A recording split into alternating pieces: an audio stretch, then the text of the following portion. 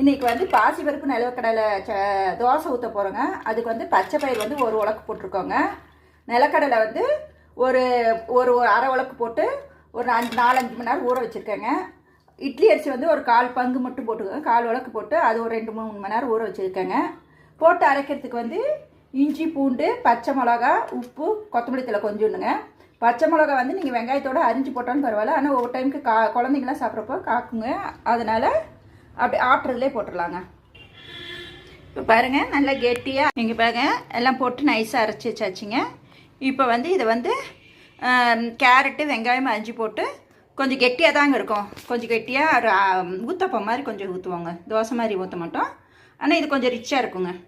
இப்போ வந்து தோசை ஊற்ற போகிறோங்க. அதுக்கு கேரட்டு, வெங்காயம் அரிஞ்சு வச்சுக்கோங்க. இதை கலக்கிட்டு ஊத்தப்பம் மாதிரி கொஞ்சம் திக்கா இந்த மாதிரி திக்காக ஊற்றணுங்கப்பா. கொஞ்சம் மொத்தமாக தான் ஊற்றணும். அப்படியே கொஞ்சம் மொத்தமாக அடுப்பு ஸ்லோவில் வச்சுருங்க. இப்போ எண்ணெய் ஊற்றிட்டு அப்புறம் கொஞ்சம் நேரம் வெந்தோடனே திருப்பி போட்டுக்கலாங்க. இங்கே பாருங்கள், இப்போ 2 பக்கமும் தோசை நல்லா சவந்து போயிடுச்சுங்க. இப்போ எடுத்து போட்டு சாப்பிட்டோங்க. இந்த மாதிரி செஞ்சு பார்த்துட்டு எப்படி இருக்குன்னு சொல்லுங்கள். வணக்கம் சொன்னீங்கன்னா, இன்றைக்கி வெங்காயம் பூண்டு கார சட்னி செய்ய போகிறாங்க. அதுக்கு தேவையான பொருட்களுங்க: வெங்காயம் பூண்டு சம அளவு எடுத்துக்கோங்க. சும்மா சின்ன பீஸ் வந்து இஞ்சி, உளுத்தம்பருப்பு கொஞ்சம், வரமிளகா, புளிங்க, உப்பு, பெருங்காயங்க. ஃபஸ்ட்டு வந்து புளி போட்டு வணக்கணுங்க. இது கொஞ்சம் நல்லா பொரிஞ்ச உடனே ஃபஸ்ட்டு வந்து புளி போட்டு கொஞ்சோண்டு பொரிய விடணுங்க. பொரிஞ்ச உடனே உளுத்தம்பருப்பு போடணுங்க.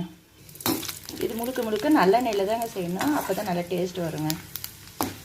இது வேணாண்டா ப்ரௌன் கலராக ஆகணுங்க. இது உளுத்தம்பருப்பு ஒரு 3/4 நல்லா ப்ரௌன் கலர் ஆனோடனே வரமிளகா போட்டுடலாங்க. இப்போ பாருங்கள், ஓரளவுக்கு ப்ரௌன் கலர் ஆகிடுச்சிங்களா.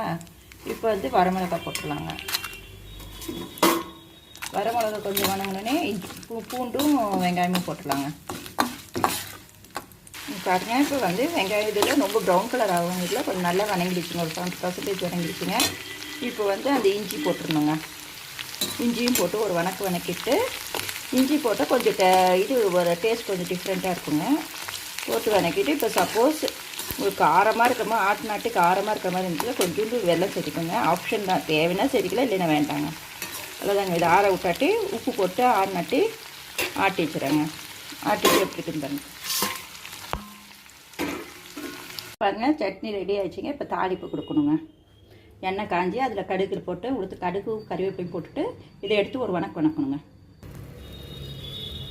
ரெடி ஆயிடுச்சிங்க. தாளிச்சு கொட்டியாச்சுங்க.